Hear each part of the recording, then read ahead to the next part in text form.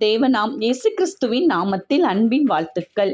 சங்கீதம் 11:7. கர்த்தர் நீதியுள்ளவர், நீதியின் மேல் பிரியப்படுவார், அவருடைய முகம் செம்மையானவனை நோக்கியிருக்கிறது. பிரியமானவர்களே, நீதியுள்ள நியாயாதிபதியாகிய இயேசு கிறிஸ்து நம்மேல் பிரியப்படுகிற தேவனாய் இருக்கிறார். ஏனென்றால் நாம் நீதியோடு வாழும் பொழுது, தேவனுக்கு பிரியமான பாத்திரங்களாய் நம்மை வணைந்து கொள்ளும் பொழுது தேவனுடைய பிரியம் நம்மேல் திரும்புகிறது. அவர் நீதியுள்ள தேவன். ஆகவே எல்லா காரியத்திலும் நாம் அவரை பின்பற்ற வேண்டும். அவர் பாத சுவடுகளை பின்பற்றி நாம் செல்ல வேண்டும் என்று அவர் எதிர்பார்க்கிறார்.